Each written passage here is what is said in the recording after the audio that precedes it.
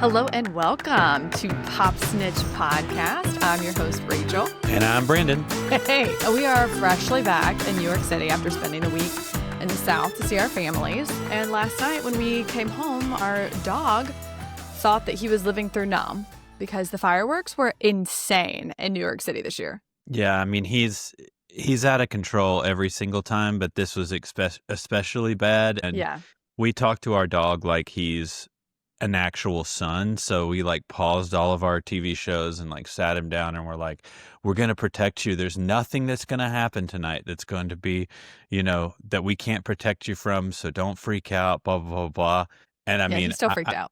I felt completely insane doing it, but, I just feel like since we don't have children, it's incumbent upon us to treat this dog the best we possibly can. So that's kind of where that comes from. Yeah, he lives a very charmed life. I'll say that. We also were in the airport in Charlotte yesterday, and you need to tell people, I feel like you will only know this reference if you are elbow deep into Summer House. But Brandon, tell them who you thought you saw. So I'm walking through the Charlotte airport and I literally stopped myself in my tracks and I felt all the air leave my body because I was so excited that I thought that Stravi had run into me, Lindsay Hubbard's ex-boyfriend. And this man looked exactly like Stravi, but then with closer inspection, it was not him. But I was like, wow, you're really deep into the Bravo universe when you are literally so excited to see a very tertiary character in an airport. So that's where we're at. It's so true. This guy was also 10 years younger for sure. And 100% my height, which I speculate that Stravi is probably 5'8". So this guy was a little bit shorter. But yeah, it was when you said you thought it was him, I looked at him and thought, oh my God, is it? But no, he was not in the Charlotte airport on July 4th, unfortunately for us. And just to give our listeners, who are many who don't even watch the shows that we talk about, this man was the temporary boyfriend of Lindsay Hubbard, who's one of the titular characters of the Summer House. And during the COVID year, when he was working in hospitality and having to be on Zooms from sun up to sundown, Lindsay would come in during his Zoom meetings and be like, why are you not making me a sandwich? No, why are no, you're so wrong. I love that you were speaking on this like you knew what you were talking about, and you literally could not be more wrong. All right, she was mad at him. Oh my God. This is why you can't let a man explain things. You're mansplaining it incorrectly. Okay, so she was frustrated with him because he was working at really late hours. My guess is that he had customers on the West Coast, so he was taking very late meetings. And she would only do this when she was really drunk, which was most of the time because it was the COVID season. But she got upset with him because every time she walked into their room, he would be like, hey, can you get me this? Hey, can you get me that? And she's like, I'm asking you to come film this TV show with me that you're getting paid for, and you won't leave this little stand of a desk you've made. See, and then, I think... nope, wait. Okay, and then well, let me explain she came in and he said, will you make me a sandwich? And it threw her over the edge. And that's where she gets that infamous line, how many sandwiches have you made for me?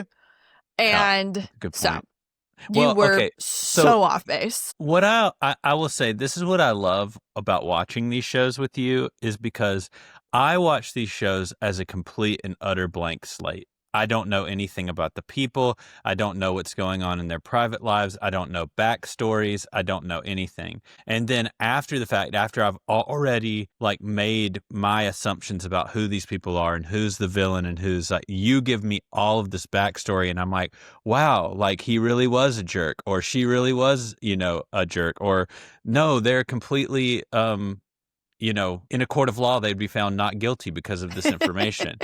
And what I did not even see, this is why I love it, is because I did not even think about the fact that the reason that she's wanting him to come out is not because she necessarily feels like he's not being present with her. It's because he's getting paid to make the show that they are there filming, and he's on his Zoom probably making $50,000 a year as a hotel manager during a season where there's no one going to hotels. Well, and she's trying to the whole thing when you first start the show, it was interesting. We heard Paige talked about this on Giggly Squad recently, that when you start filming, they'll be like, hey, what's the story that you want to tell this year? Lindsay's story was that this was the same year as her timeline, right? Like, we're going to move in together. We're going to get married next year. We're going to have a baby in 2 years. Like, she had that's like where the entire timeline joke stems from. Right. And she was trying to tell the story, which is her job. And again, he's getting paid and he's living in the Hamptons during this time and he won't come out. And then he tries to do that grand gesture that was like, I am not one for grand gestures. I've never cared about that. I've never cared about a lot of the stuff that a lot of women do. But even I was like, you got her fish and chips on her birthday and she is Lindsay Hubbard. Have you met her? So this woman is admittedly, I would say, high maintenance. Absolutely. You know what? Yeah. I think she would say that. I think her friends would say that. Okay. I can't drink my coffee. Absolutely not. That is like that's going to be in everyone's ear, ice rattling around in a cup and slurping. Okay. Well, God forbid I enjoy a caffeinated beverage. Absolutely not. Okay. Well, I'm just going to be our mean to you. listeners. Okay, great. Perfect. But she's high maintenance. And she even says to him during one of their fights, like, look, we've been fighting. Things have not been good, but I need you to make my birthday special. Like, I need you to go above and beyond. That's something that I value. And so, like, if you're wanting to please me, you're wanting to be with me, like, I know I can be a lot, but my birthday needs to be on par with these kinds of things. She even gives him examples. She does. Well, and the craziest thing is that this is the same year that Carl's brother dies on her birthday. Yes. So, and that happens early in the morning. So this man knows, wow, one of her best friend's brothers has died, which is already going to put, I mean, not to be insensitive to Carl, but a pretty big damper on the day. Oh, yeah. I mean, I think even Carl even said, he's like, I feel really bad about this because, like, I'm very sad. My brother is dead. Yeah. But it's going to ruin Lindsay's birthday. And Lindsay's birthday is the most important thing to her ever.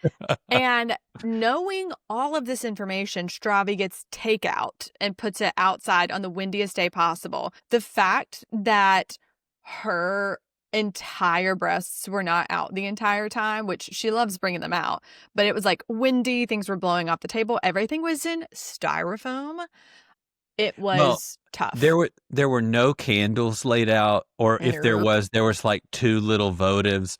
The wind was blowing like crazy. He forgot silverware. This man, oh my word.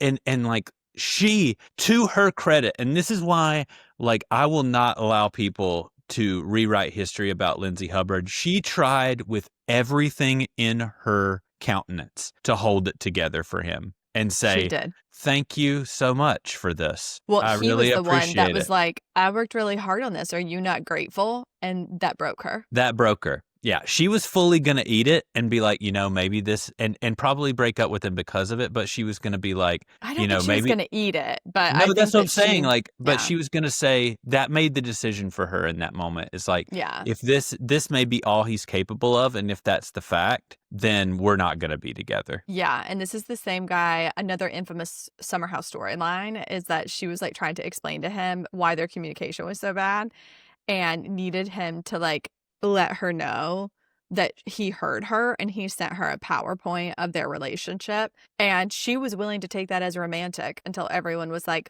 no, like, if you have to put together PowerPoint slides to pretend like you guys are good for each other. Because one thing about Lindsay, she will stay with someone and do the work. She'll go to therapy 7 times a week. She will do what needs to be done, but she is an extremely demanding partner. And I still think she's still with her baby daddy right now, but says that she's not, to give him a little bit more privacy. That's still my conspiracy.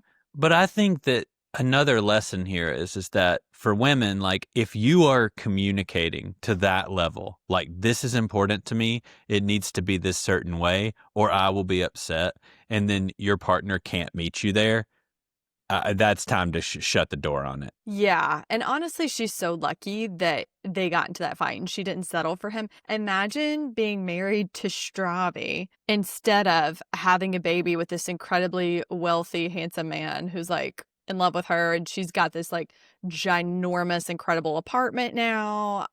Her life did not work out according to her timeline, but she's gotten everything she wanted. So I'm honestly very happy for her. Lindsay was insufferable for many, many seasons, but I think what happened to her happens to a lot of women, which is you hit 30 and you think, okay, I've got time, but you're constantly like trying to tick down. How long do I need to be like with someone before we get engaged? And then we get married. And then how long do we want to be married? And then you're like, oh my God, I'm not going to have a kid until I'm 38 and you're 30, you know? And so I think a lot of women start doing that. A lot more folks are freezing eggs, which I think is fantastic if you have the financial ability to do so. And then people seem to be more open to, you know, having kids first. I will say in my mind, what I want to tell every woman is that if you choose to have children and you have a choice, who you choose to have children with is the most important decision of your life, not who you marry. You can get out of a marriage. Whoever you have a child with is there forever.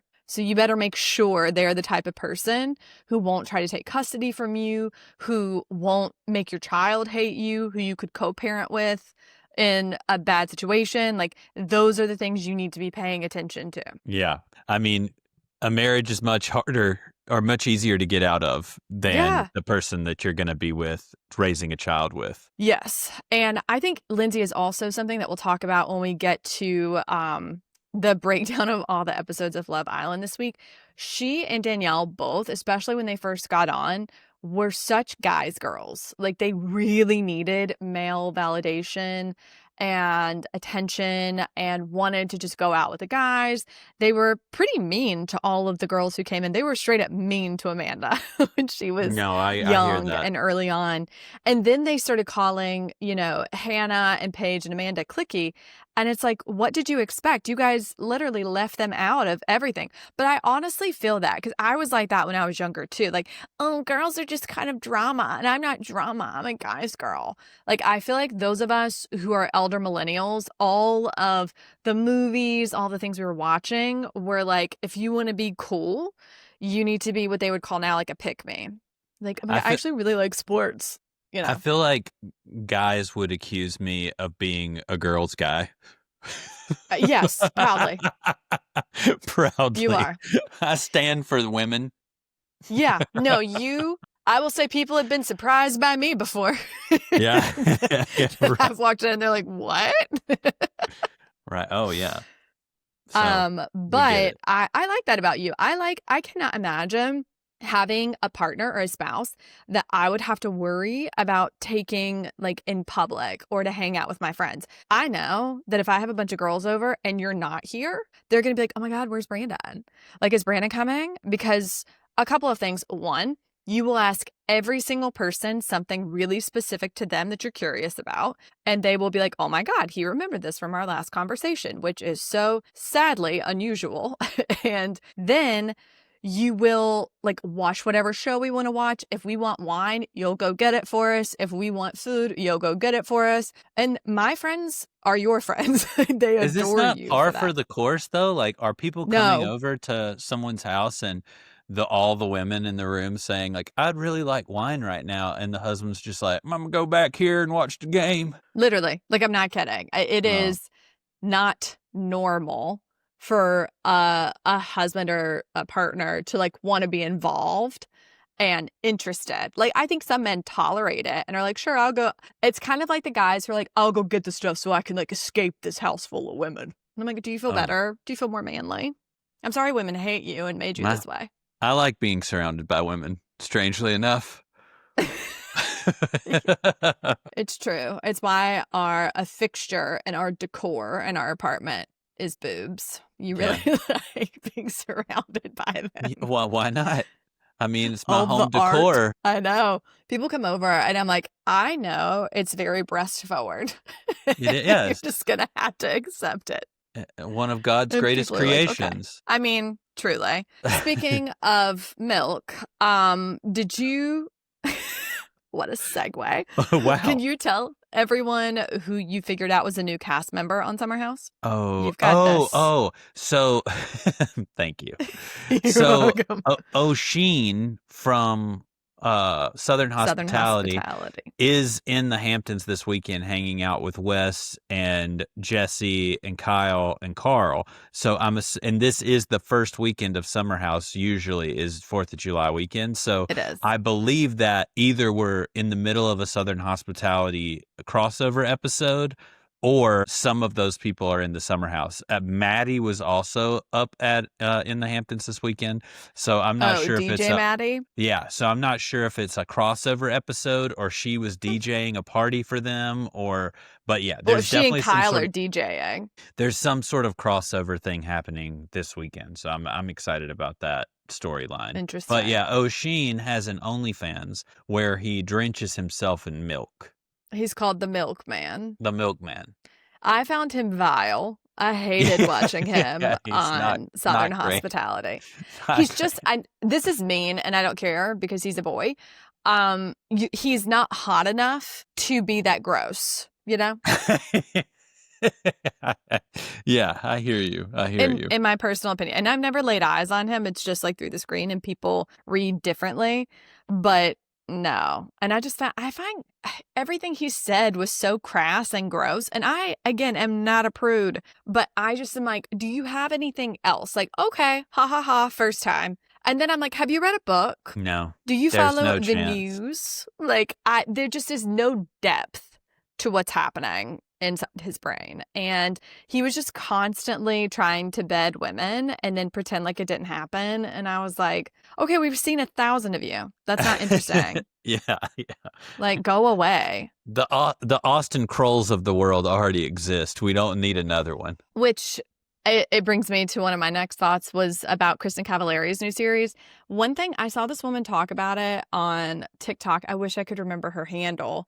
But she was talking about like the magnification of Bravo and how we're starting to get a lot more of that. And I think bringing back Kristen Cavallari, although she's more E and then it's on Peacock, but the thing is, and I don't dislike Kristen. I loved The Hills. I have a special place for her in my heart. We're like the same age.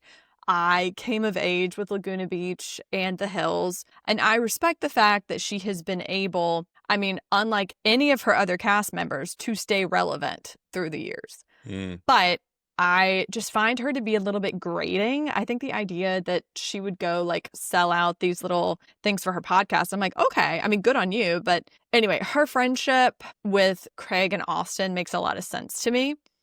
But Craig was such a big bitch baby. I cannot stand that man. And I cannot believe that Paige was with him for so long. He is so whiny. Brandon and I just asking. Sorry.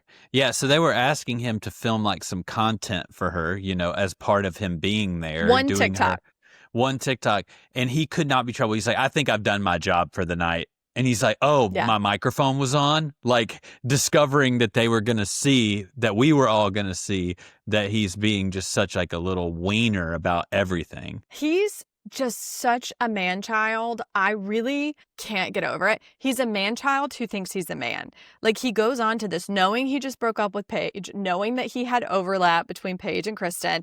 Sir, how did you not clock that was going to happen? Are you dumb? Well, and he needs a woman to take care of him. He needs a woman to take care of him. I mean, it's March after he's been devastated by Paige. What was the word he used? Surprised, like catching him off guard. Oh yeah, just like out of nowhere, she breaks up with blindsided was the word. Blindsided, yeah. And sir, we were not blindsided. We saw that summer of y'all in together. March, he's fully dating someone, like fully, like to the point where he wouldn't even do like a play kiss with Kristen on stage. Like, come on. Yeah. Come on, man. Yeah, he was complaining the entire time before, and then afterwards, he's like, that's the dumbest thing I've ever done. I shouldn't have come on here. Wee. Even before when they were trying to film some content. Yeah, he just starts going into it, and she's like, hey, wait, let me count you down. He's like, well, you're supposed to always be rolling. And it's like, or you could just say, ha, ha, ha, okay. Yeah. Like, he was rude to her, like the people working for her. And him and Austin complaining about that green room was so funny. I'm like, y'all are such babies. We need some and merch. Austin, We need some merch that has like pictures of Craig and Austin and just says like certified bitch baby. That would be great.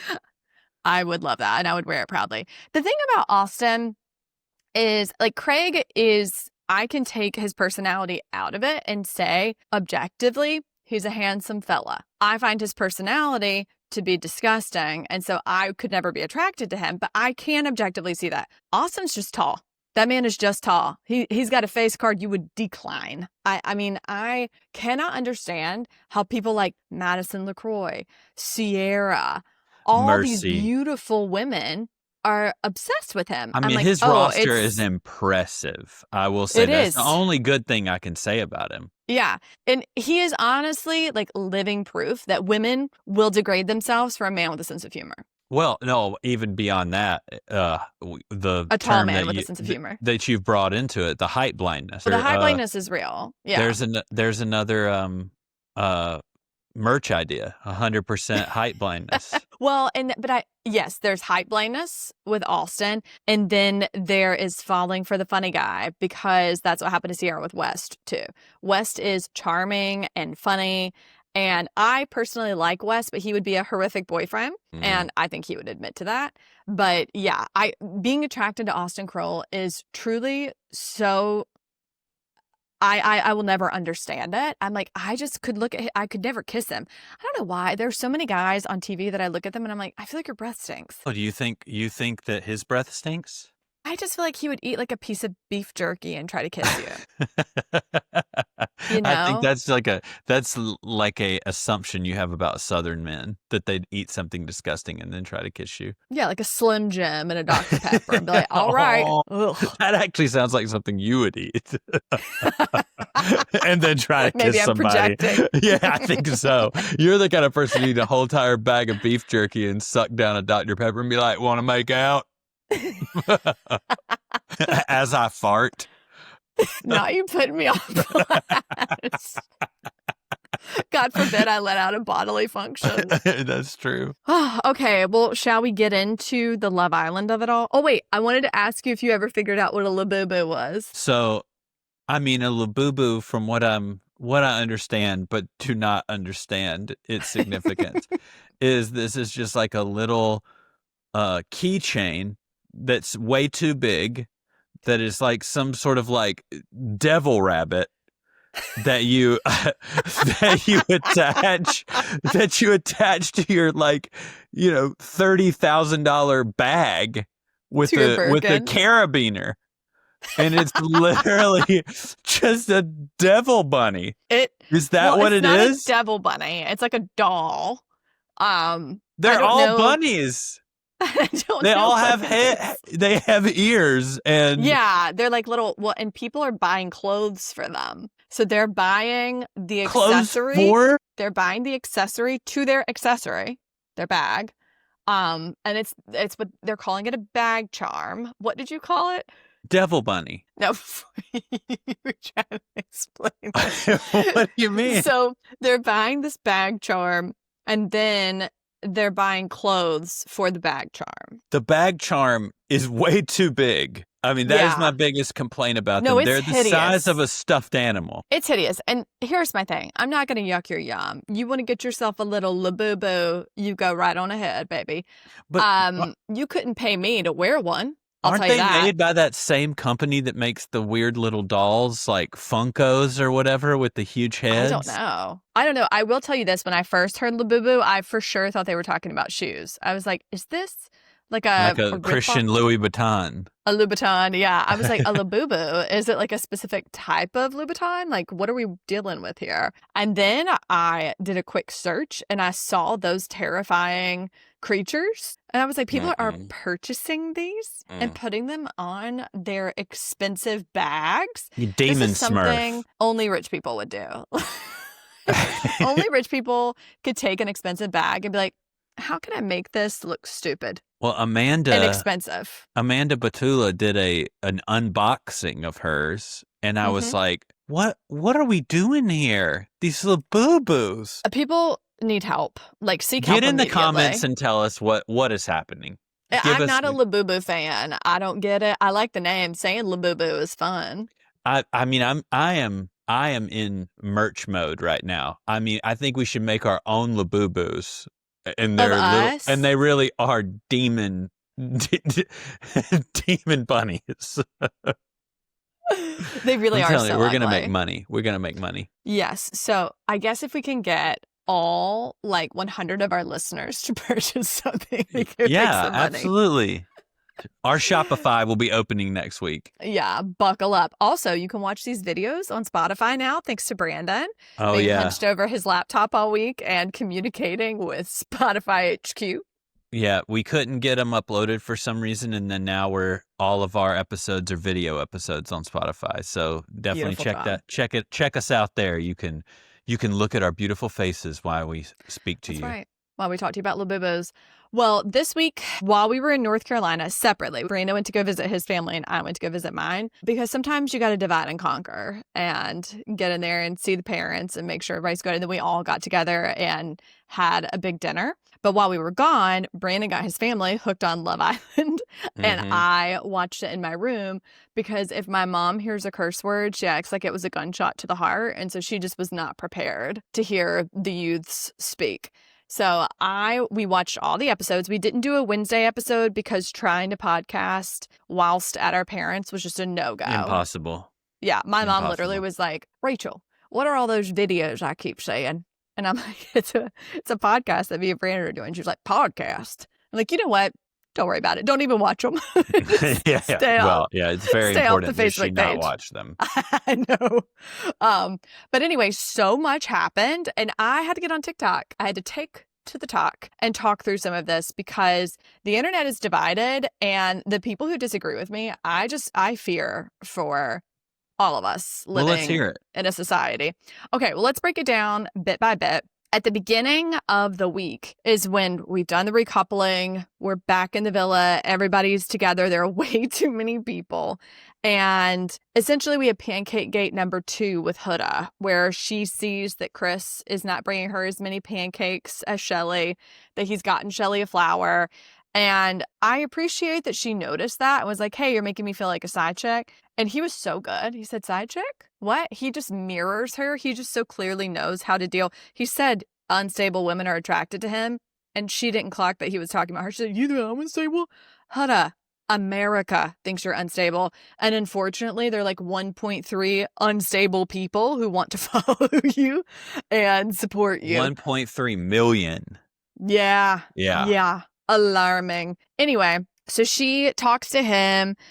Nick starts off the episode being mad at Elan. So this is all coming out of the heart rate challenge, which caused all kinds of controversy.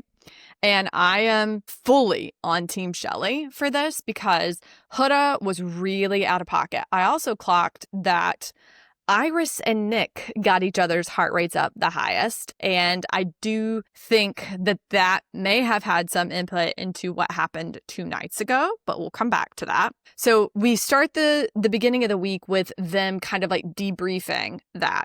And at this point, Shelly really doesn't want to talk to Huda. She's mad at Ace. She's mad at Huda.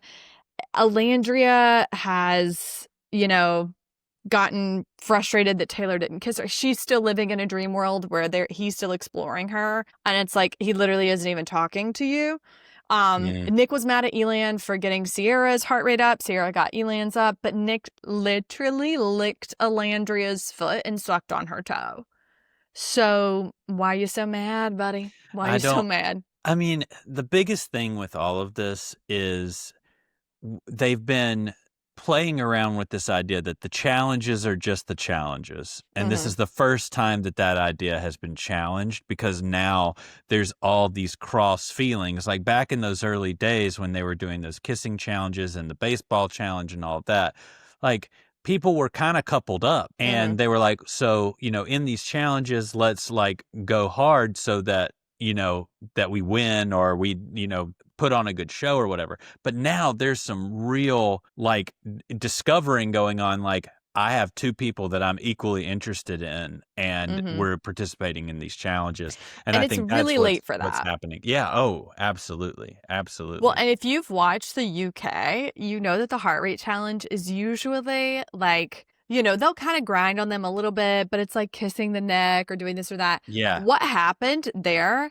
and I think I said this on a TikTok, it felt like watching like porn, honestly. Oh, yeah. And it was sex with clothes on. But like it felt like watching people do something or like mirror something that they watch, but not that they do. Because we know Gen Z, they are absolutely not having sex at the rate that all the other generations did. And I think what I'm saying, or what I feel like I'm saying, and maybe it's just because I'm older, is like people who are watching porn and then like reenacting it, but like not actually having good sex. And I could be absolutely wrong because it seems like Cierra and Nick are getting down, but it just was so weird to watch. I'm like, why are y'all doing that in front of everyone?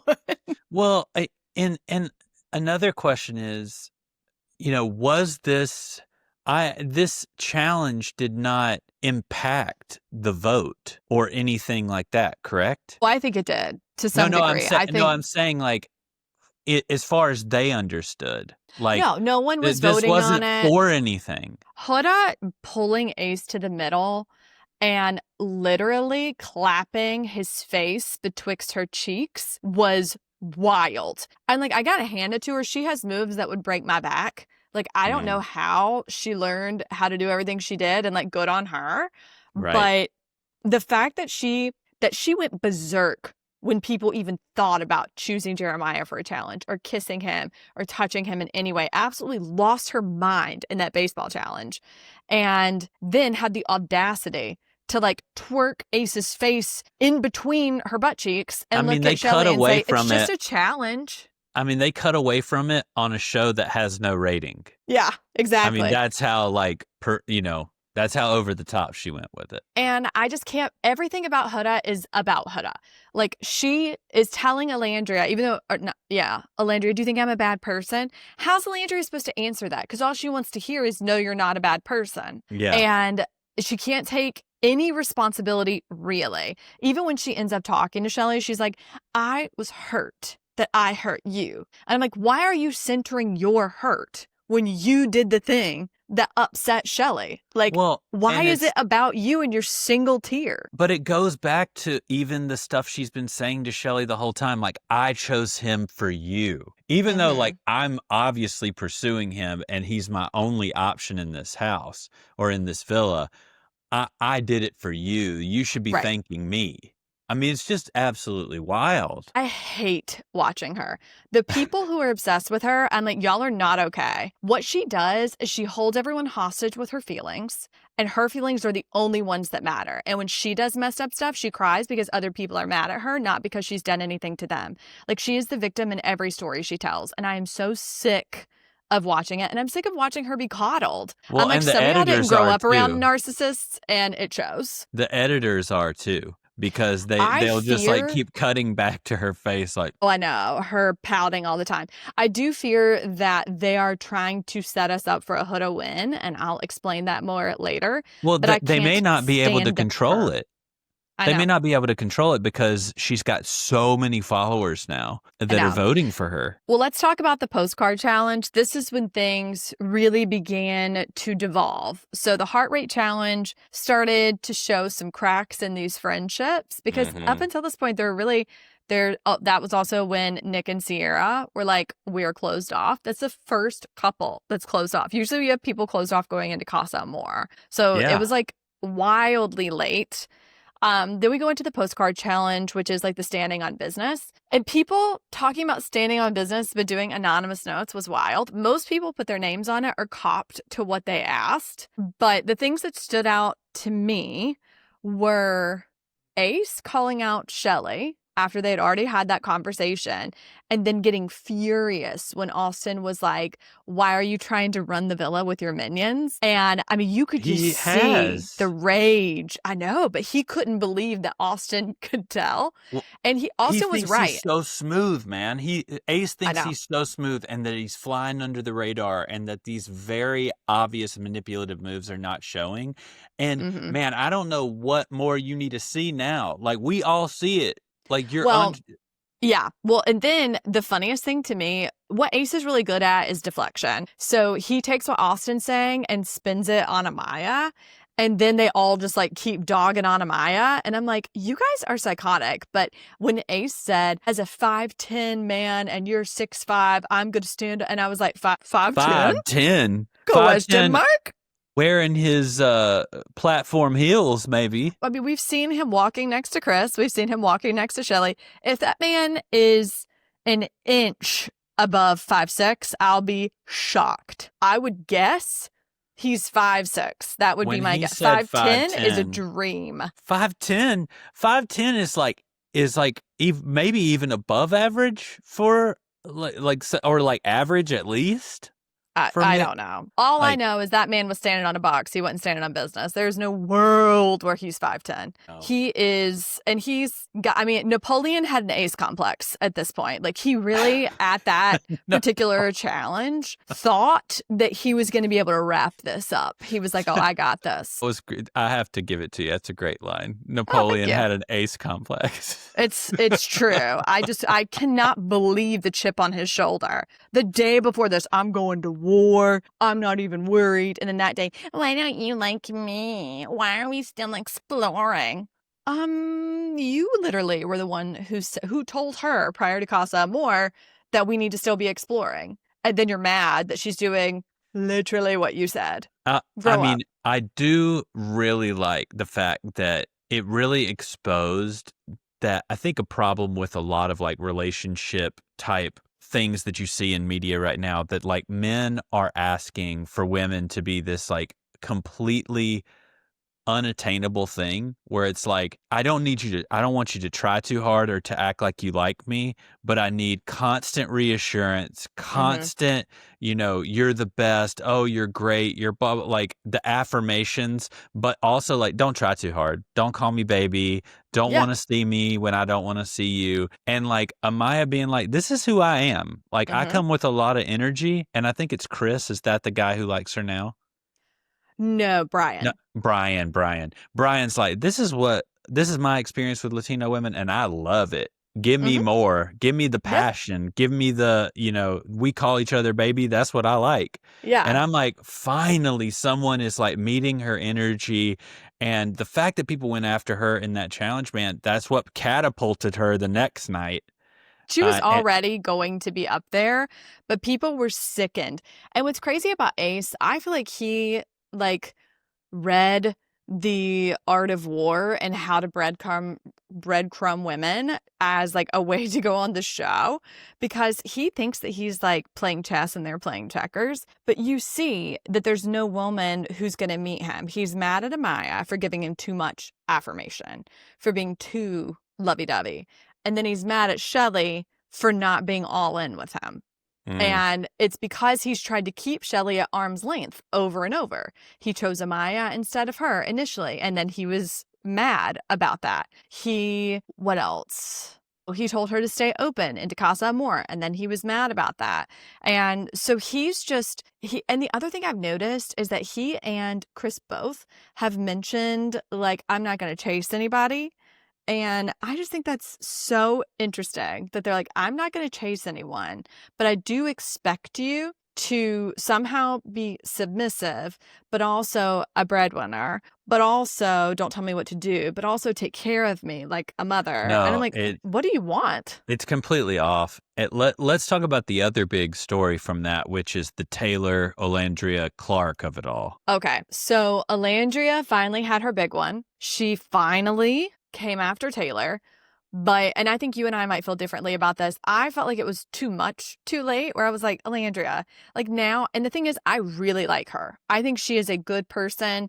I think that she has had to handle and absorb so many people's emotions on this because everyone goes to her, and she finally snapped. And I think the internet turned on her in a way that was like so unhinged. But I am like, why are you still trying to go after this man? Why did you try to hook up with him in the heart rate challenge and now you're surprised? Well, I agree with what you're saying, but there's one piece that I feel like we have to acknowledge.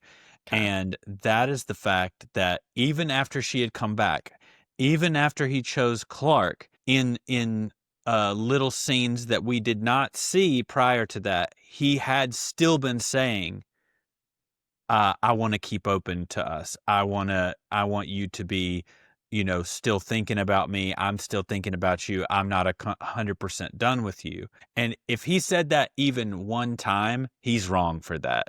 Yeah. Like, No, he just, is. and the thing is all she was trying to expose in that moment was to Clark, like, he's still telling me that we're together. Now, what he didn't know is that he had already told Clark that. Yeah. And And so so it she just looked really, bitter. she looked bitter and angry, but she did not know that Clark knew it. And But so also, I think, she's not the person who needs to tell Clark. Like, at that point, if it were me, I would have just been like, why did you string me along? Like, I think that's fair to ask. and I think she But did, but she had not been she had been holding it in so long that that's she true. felt like she had to bring back up what felt like a long time ago, but it was really less than a week, of That's like, true. you were gone for 3 days and you threw away what we had for 4 weeks. Yeah. And I think, like, her being able to say that to him in front of everybody was important to her. And I Yeah. just think that it fell on America's deaf ears because we have such a short attention span with the show. Yeah. That's true. Because a whole week for us was 6 episodes. Right. But for her, that was a week, Right. 1 week, And so I think that had it. So I hate that America obviously, like, didn't like that or didn't respond well to that or somehow came out on The mean girl side of things. I also do think it's racial, like what they're doing to Alandria and Shelley.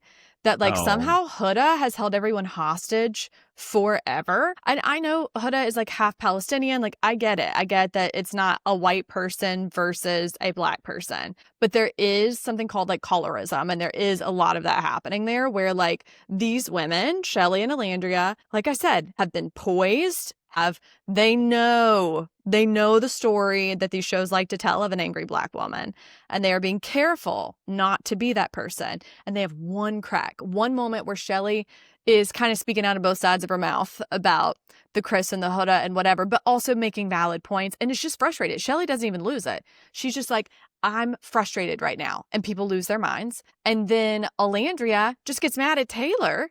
And people are absolutely dogpiling on them for not comforting Huda. And it's like, of course they're not. They have dealt with Huda since the first day. Well, and everyone else just gets a pass, which is Yeah. obvious. Huda Even in getting the a voting. pass. Yeah. This redemption arc for her, she is absolutely unhinged. She needs to be off the show. She needs to check into therapy immediately. She takes up all the oxygen in the room, and they're tired of it. The judgment is different, and you can see that in the case of Alandria more than anyone, when she was poised and holding it all together and being everybody's mom and all of that. America loves her.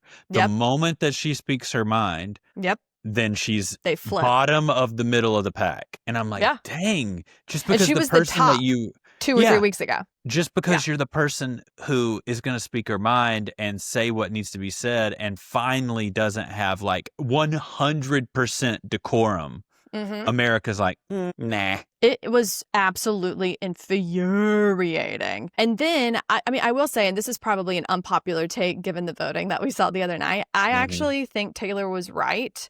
And that he did stand on business and being like, fine, then I choose Clark. You want to make me choose? You want to do this right now here in front of God and everybody? I choose Clark. I was like, finally, you say something like you actually are a grown man. God forbid. You have told her this before then. In my opinion, it was his best moment on the show so far as proving that he actually has a spine. Yeah. And like, I don't think that he was mean when he could have like snapped back. He could have said, but he was like, let me just be clear for you then. Like, I've chosen Clark. I don't want to hurt your feelings, but like, this is where it's at. Yeah. And I think, people are going to hate him for that, of course, but I think it's what he had to do. And what I think what I hate most about that next challenge, which is the voting challenge where we all voted and then it comes up for them, is they don't know how they're being perceived. They're not looking at the internet. They're not looking at all they hear, like all Shelley and Ace hear is America doesn't like us or America doesn't think we're genuine. No, they're voting on it based on the last 24 hours of interactions where they're just kind of, they're kind of just they're tired reacting. Yeah, Yeah. we're just tired of you for a second. Like, Well, we'll talk about that in a minute because I think that's an important thing to look at, like the psychological warfare of what you're experiencing in real time versus what the rest of the world is experiencing based on what they've seen. So at the end of the episode, we see that Pepe is still mad about Hannah, and rightfully so. In this villa, people are punished for having connections. At this point, if Cierra was in the bottom 3, they should send her home based on all the prior reasoning for why people are being sent home. Because it is unreal. Hannah should still be in the villa and Jeremiah should still be in the villa. And in my opinion, so should Andreina. But instead, they have treated it like Big Brother or Survivor, and they've kicked out all the competition. And for this, I say to anyone in casting on Love Island, I beg you, stop casting influencers. Yes. And I say it because we'll get into the Cierra scandal of it all. They had the Yulissa scandal at the very beginning. How are you not finding this very public information? Well, and first of all, it's not helping your viewership. Because someone has 300K followers doesn't translate to 300K watchers. But here's the thing, Brandon, I think it might. And it's bringing in watchers kind of like us, but I know more about it than you do, about Love Island, who are wanting something that is not what that show is intended to be. And it's ruining all of the votes, and it's creating this like toxic show that everybody's kind of like hate watching. Like, I need a whole night to calm down after like watching it.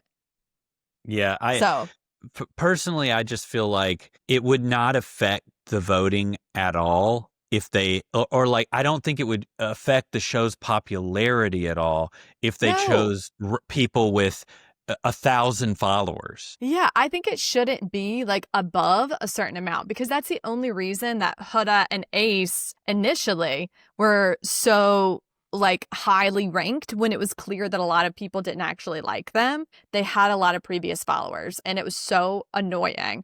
The other thing I want to talk about with the Pepe and Hannah, well, actually, I'll talk about that in a minute, but I have to bring up Elan's hair switch up. Oh. They flashed to that man, and he had dark hair that was like slicked back. I was like, who is that? Who is this? Yeah. You sent me a picture and you were like, what is this? And I'm like, I didn't even know that it was from Love Island. I'm like, who's this person? And what's so funny is that Nick does the same haircut the next day, or the same hairstyle, and it looks atrocious. I saw someone be like, ooh, I like this on Nick. I'm like, girl, you are maligned. That is, let those locks flow. That's hideous. It looked better on Elan than Nick, I'll say that. But it still gave me whiplash. We were split on what looked better for Elan. You think it looks better with like his curls, and I'm like, I don't know. This like slick back look is kind of... I agree. I think the slick back for Elan, but not for Nick. Nick looked insane. I did not like it for him at all. Okay, so after that episode, this incessant narrative of Shelly and Alandria and Cierra being mean girls continues, because they really can't explain to Pepe in a way that makes sense why they sent Hannah home. And I think Cierra was kind of cold when she was talking about it, to be honest.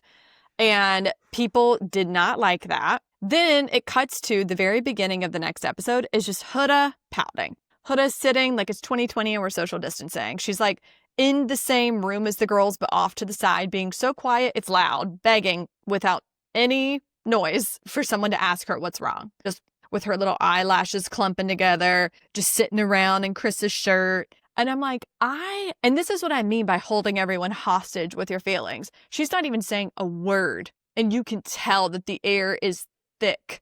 And it's because Huda can't stand Amaya. And no one can change my mind about this. She hates, Huda and Amaya are both the criers of the villa, right? Mm-hmm. She hates that Amaya gets immediate support. But what she's not seeing is that Amaya regulates herself. When Amaya is feeling upset, she is able to articulate why she feels upset. She apologizes to people. After she yelled at Zach, she went and apologized to him, and an apology I didn't even think she needed to give him. Oh, yeah. She's like, genuine. I felt so bad about calling you those names. And even in that, like, he was saying out-of-pocket stuff, giving out-of-pocket takes, and being all rude. She said was like, F you, I'm walking away. I don't want to get into this. Yeah, she's like, I don't want to talk to you anymore. Yeah, and I felt like she was think completely justified in that. she basically just called him a weirdo and walked off. And she was kind to him the next day. So, and Huda doesn't see that Amaya will remove herself and go cry by herself. And then, like, we as America know that she'll get in there and give herself affirmations. She'll talk about how she's stressed out. She's trying to flip it. She'll talk about, like, how she's just going to be herself, even if it's painful, because man after man after man has said, you're too much. And I think a lot of women can relate to that. To being someone who, when they are being their true, authentic selves, men are saying it's too much. And maybe it is for them. And I actually think it's okay for the guys to be like, hey, this is making me feel uncomfortable. But they could do it. They're not good at doing it in a way that's not rude. Ace was straight up rude. Austin should have said to her when she asked him, am I doing anything to make you feel uncomfortable? All he would have to say is like, hey, we just coupled up. So like, I'm not there yet physically, but I'm really having a good time getting to know you. And she would have obliged. When she talked to Zach, she was like, are there any boundaries that I need to know about? He said, no, mate, no, I'm fine. You know, I'm 50-50 if I want to talk to you.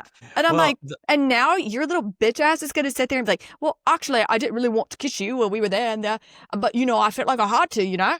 No, we don't know. Shut up. I hate him and his ugly ass haircut. Well, I will say, I mean, that's the part that I love so much about Brian is like, he's like educating these men on like the cultural part of this. Like, haven't you ever like talked to a woman from a different culture who like calls everyone babe or, you know, does, you know, mi amor or whatever.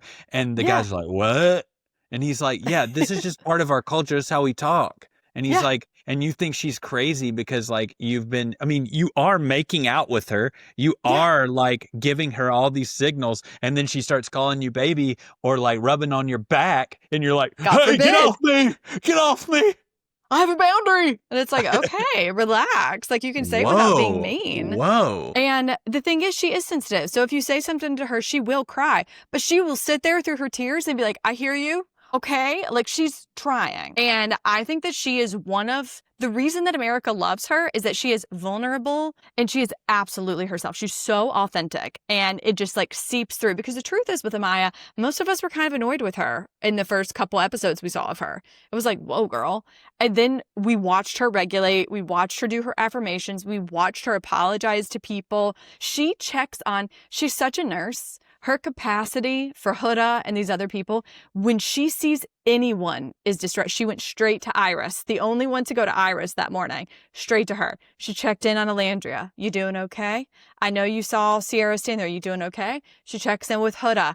And she takes on all of their feelings in a way, again, that's authentic and kind. And no one was doing that for her. Agreed. 100%. So I think Huda is incredibly jealous of her. At that point at the beginning where Huda's pouting, all of the women are basically coming to Amaya.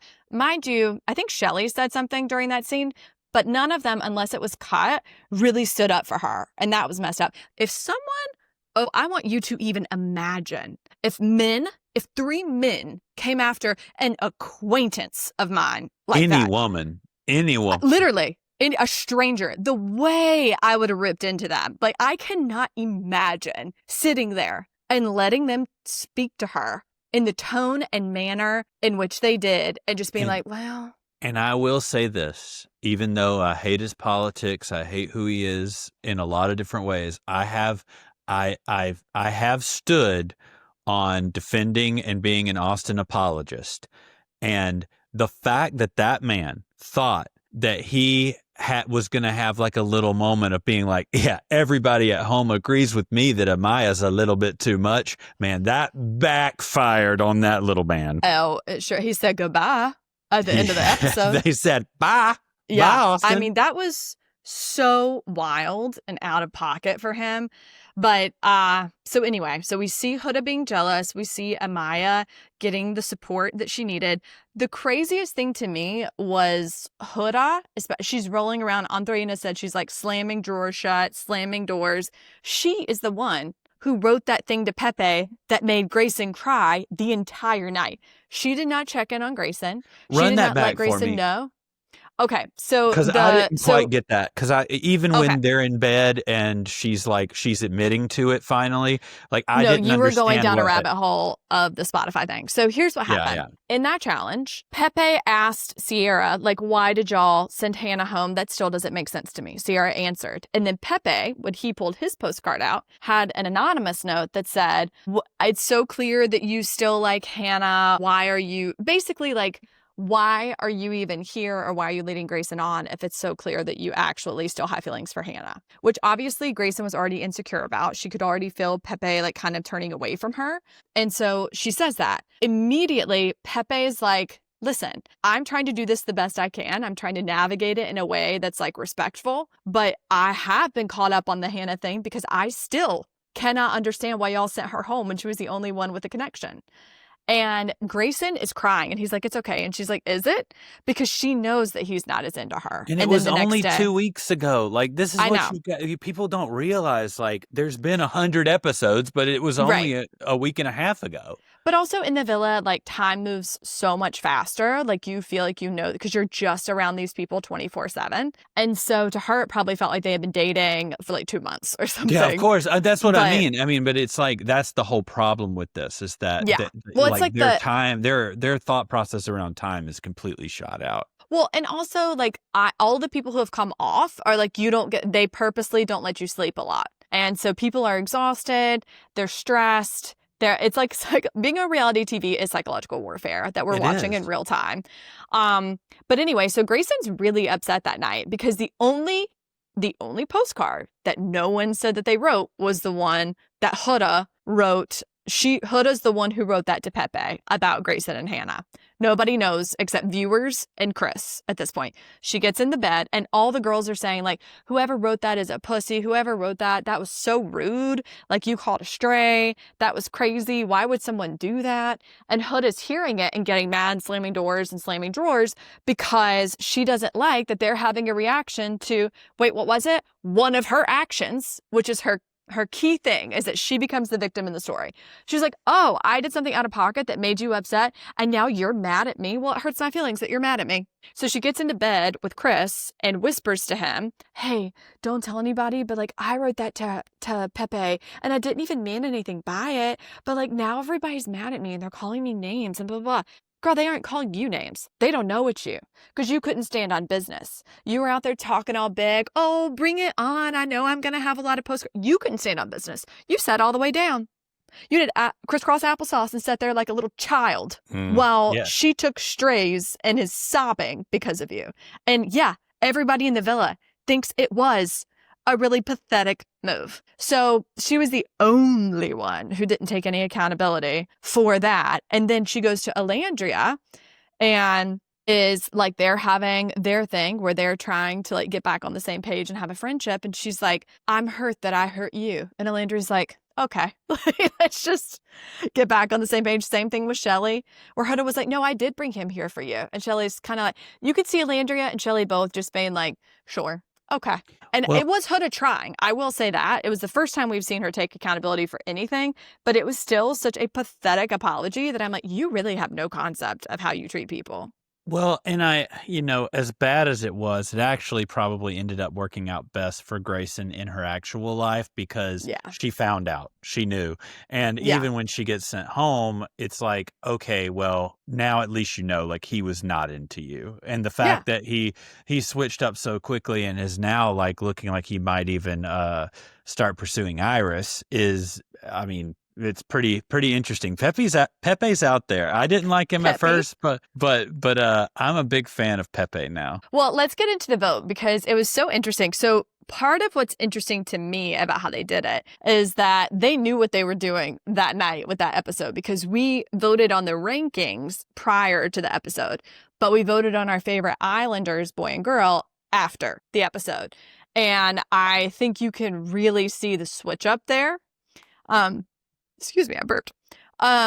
Okay, watching Ace put himself at the front of the line and then have to walk down all the way person by person all the way to the end. I will say I did love that. I did love that piece of reality. He thought he was number one. I mean, What's crazy is that he thought that on the first one, most genuine. And then the second question, I think, was boyfriend material. And after being put last for most genuine, or second to last, he was like, you know what? They probably do think I'm boyfriend material. Put himself first again. Sir, can you learn a lesson? Lunatic. Can you read the room? So I think that was jarring for him. I think America putting Taylor and Clark at the very end. I know we're riding for Alandria. I know we're mad at Taylor treating her the way he did, but he really has not done something super diabolical. He just liked a different girl, y'all. I really don't understand that the Clark and Taylor. Well, I feel bad for Clark. She has caught the absolute worst of it, and that woman did nothing but go into Casa Amor and meet a boy who liked her. Well, like, she has been kind. Some of the voting on Clark's part is that she's just new to the villa, and I think like a lot of people have locked in like who they would want to vote for, and I think and I don't think that anybody, they're mad at Taylor and they don't know her. Yeah, and I think part of it also is the questions prior to, like you said, we didn't know what happened, and people were just voting on like, who do you think's genuine versus like not who do you like.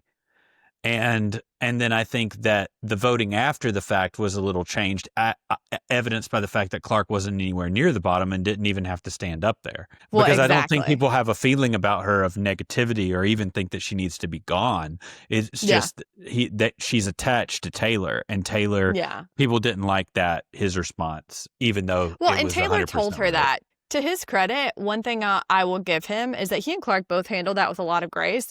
And Taylor told her, like, this is because of me and Alandria. This is not you. Like, you're taking this because you're with me. And she's like, I know.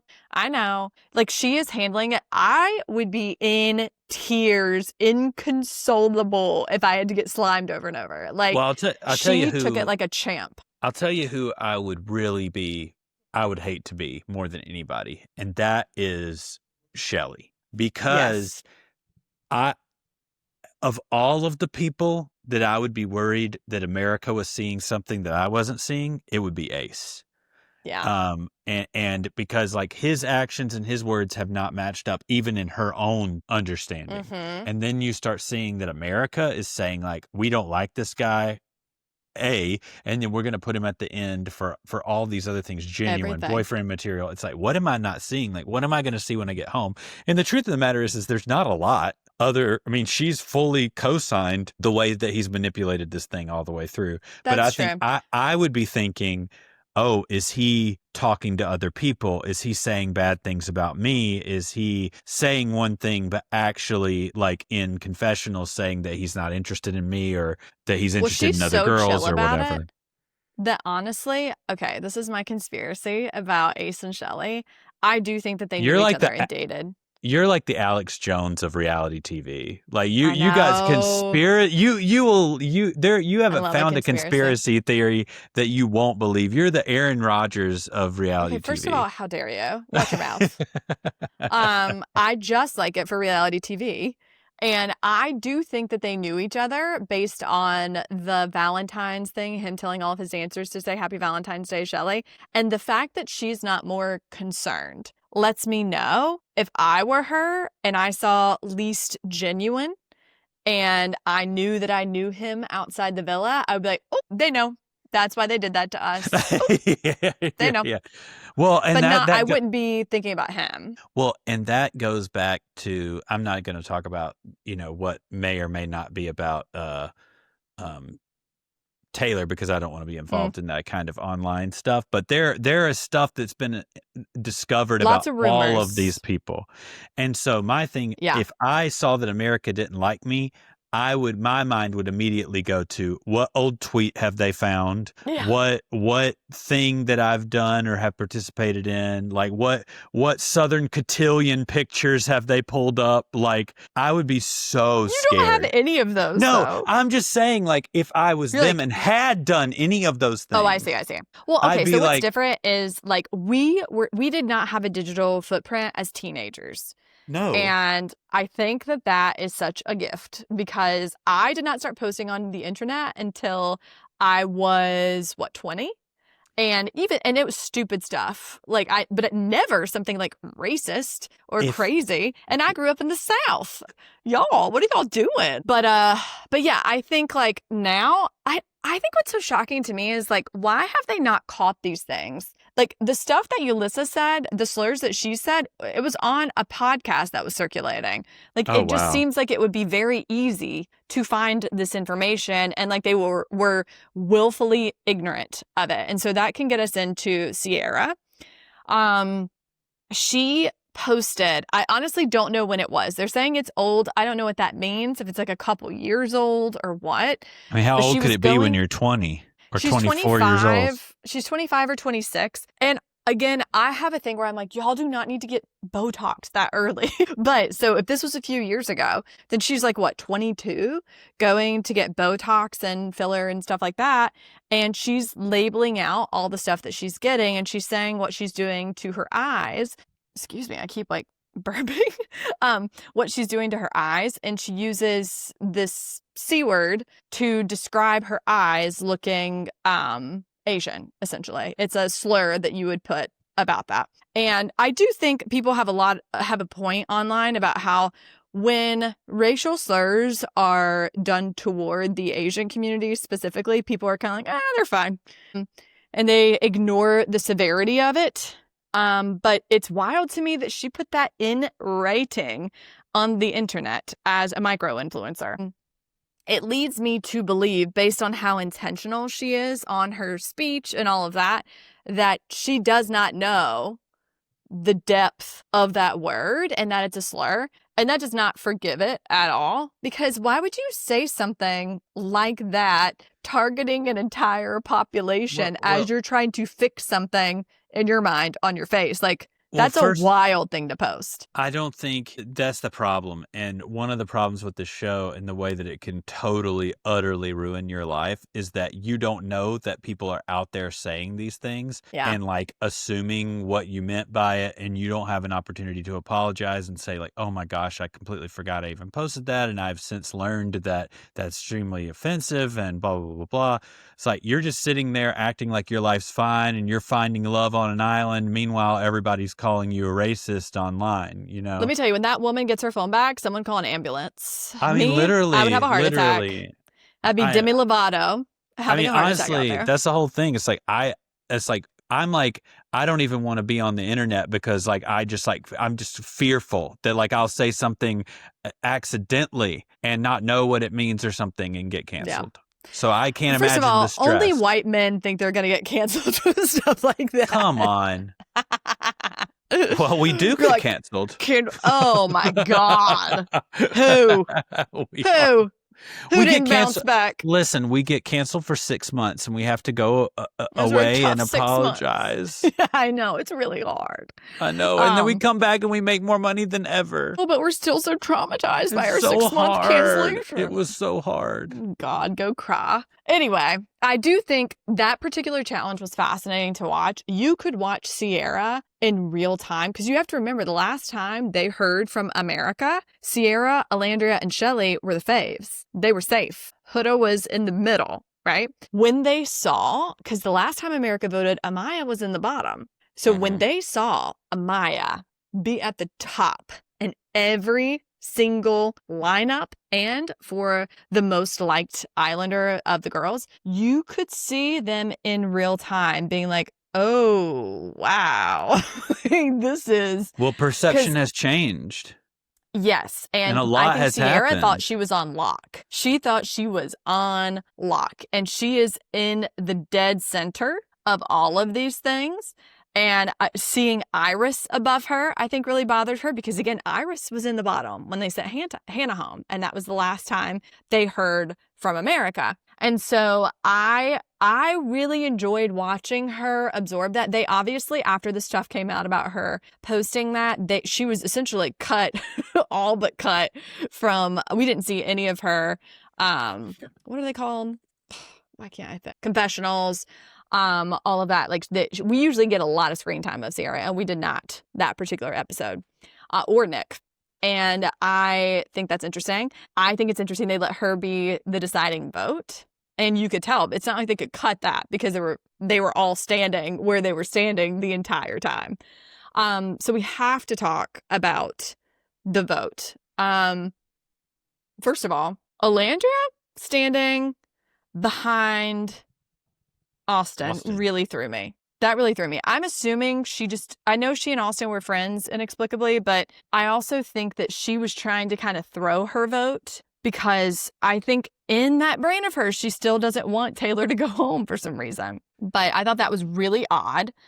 I could not believe. She was early on too. And so when she made her decision, the cards weren't on the table. And I think some people's decisions had really surprised her.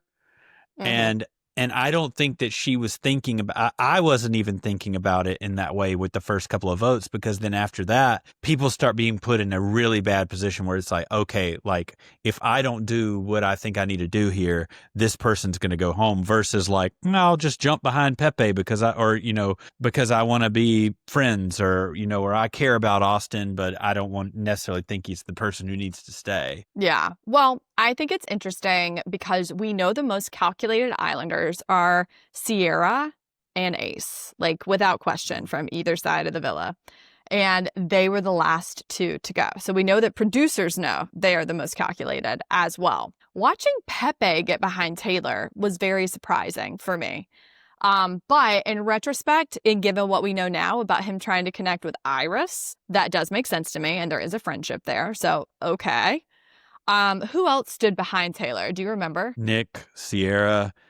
Nick, Cierra, Ace, and Pepe. Yeah. Right? Mm-hmm. Okay. So it started, Pepe was the first, and then Nick went, and I was like, oh, I really thought because they had been talking at the beginning that Nick and Cierra, because they're friends with Iris and TJ, might try to keep them. And I forgot that Cierra and Nick both are calculated about trying to win this money. And it's clear they've talked about it, like, off mic. So I think that was calculated. Them and Nick and Taylor have been friends since the jump. So that didn't surprise me when I saw it. So we have it stacked up at this point where there are 3 girls behind Andreina, and there are 3 boys behind Taylor. And these are the only 2 people everybody else has to go home. If I am Cierra, there is no world where I go get behind Taylor. I don't care if you voted for him or not. I'm going to get behind Andreina. Actually, there was one more person because it wasn't tied. Taylor had one more person so that if she stood behind Andreina, then they would be tied and there would have to be some sort of tie break, which is what I would have done. I would have just been like, I'm going to stand behind a girl that I like, that I think deserves to be here. Did Elon stand behind him? No, he weirdly stood behind Jaden. I don't remember who else it was. I wish I could. It'll probably come to me at like a weird time. But yeah, crazy. Because like Shelly, Huda, and someone else stood behind Andreina. And the fact that Cierra went and stood behind Taylor, she stabbed that act. Because if she had stood behind Andreina, she could go to Alandria and to Iris and say, hey, I didn't save Taylor. Sorry about that, Alandria. Iris, I didn't stand behind TJ because he wasn't going to be able to win, even if I did. And if someone was going to win, I wanted it to be one of our girls. Mm-hmm. Like, you want to be called a girl's girl? That's what you do. Instead, she slapped Iris and Alandria in the face. She got behind Taylor, the guy that had just played in Alandria's face the night before, and did not get behind TJ to support her bestie in the villa, Iris. And I was like, wow, like that mask slipped that night. Right. No, 100%. And Alandria was mad at her in the next episode too. Yeah. I did want to say this about Amaya, because Amaya was so beloved, and you could see Zach already trying to backpedal. Did you know he was in Big Brother UK? No, I had no idea. So this makes a lot of sense that now he's backpedaling to try to get back in with Amaya, and if not her, that he's got Alandria, who also needs to couple up with someone. I do not like him. I do not like him at all. But Brian, I will ride for. And I know we talked about him earlier, but Brian, before anybody in the villa knew that Amaya was beloved by America, that man stood up for her multiple times. He pulled her aside even before the postcard challenge and was like, hey, the stuff, or maybe right after that, and told her, the stuff that they said about you, I don't think that. Like, I like you. I like that type of support. I think that's great. He did it in the challenge in real time. And saying, And like, you know I what? like your fire. It shut I them like all your up. passion. Yeah, like, I like your fire. I like your passion. But he gave the boys a lesson in culture at that fire pit. And Yes. I tell you this all the time. The only thing that could shut men up when they're piling on someone is another man. And he stepped up. He's new. He's Casa Amor. And he said, hey, guys, y'all don't know about Hispanic culture. This is what our women do. Like, you can't take it so seriously. And what did they do? Even Ace buttoned it right up. So I have so much respect for him. And honestly, if he gets with Amaya, that will be my vote. But I am worried that producers are trying to set us up. They have been working so hard on this Huda redemption arc that I think because she's got so many followers that it could be her. But I will not be surprised if the last standing are Pepe and Iris, Amaya and Brian, and Huda and Chris. I think something's going to happen with Cierra and Nick. Like, I don't know what, but people are not here for it. They are so annoyed by her right now because I think what we saw as her being eloquent and thoughtful and all of that at the beginning, now we're like, oh, wow, that was really strategic on her end. And we saw that mask slip when she did not support either of the women in the villa who she would claim are her best friends. I'm going to have to see more. And maybe it's just because I'm not watching as closely as you are, but like, I feel like she just really made an error in decision making in this last episode. Like, obviously. And I think it was all based on being afraid that if she did something that Nick didn't like, that it would jeopardize her chances of A, staying with Nick, and B, winning the money. And I think that's where it all came from. Like, I don't think it's any deeper than that. Like, I think. Well, but I think that's what people need to remember when they go on these shows is that if you want the audience to like you in a show like this, where it matters if they like you need to be someone who would stand up for your friends. Like, you following the boy and the money instead of like being a good friend is not going to help you win that money from America. And I think if they're in the three couples, they will not win. There's no road to that. Ace and Shelly are not going to win, and Nick and Cierra are absolutely not going to win. I think whoever Pepe is with, if the vote was today, whoever Pepe is with would win. I don't know. I think whoever Amaya is. If Amaya and Brian get together, that's going to be a force to be reckoned with. But also same for Pepe and Iris. Yeah, that's what I'm saying. So we'll see. Let me tell you what, Pepe, he got a type, and I'm it. Yeah. You'd be in Pepe's eye line. Yeah, Pepe loves blonde-haired girly. Yeah. I'm too old for him, but still, I mean, that is to turn down Andreina. When I saw that, I was like, are you okay? Can someone check on him? Does he need a physical? And then we see the third blonde bombshell that he's obsessed with. And I'm like, okay, he has a very specific type. And there's something to be said for that. But I don't know. I still like Pepe. I think that he is a very nice guy. And I want good things for him. And I like Iris. I think she's the cool girl Cierra wishes she was. Yeah, I see that. She's the cool girl Sierra's trying to be. And last night I did a deep dive trying to find out if she's MAGA coded, and I could not find anything to say that she was MAGA coded, which was the worst thing about her is that she was really interested in a guy that was MAGA coded. And like, if you couldn't tell he was, that's alarming. But she seems like there's nothing out there yet. Yeah, least. She seems very sweet and very genuine. And I think I'll say it one more time. She is the cool girl Cierra seeks to be. And Cierra, girl, I hope you're okay. You're going to need a glass of water and some Xanax when you get out of that villa. All right. Well, I think that pretty much wraps up the episode for today. We are going to be back with more episodes this week. We're going to be covering The Valley, which we missed out on. We're going to be covering the Secret Lives of Mormon Wives reunion. So be looking for those episodes coming up this week. Follow us at popsnitch.com. That's where all of our links are. So we want you to follow, subscribe, all the things. There'll be more information coming up about future events and wanting to connect with you in person. But that's it for Pop Snitch this week. Okay, we love you. Bye.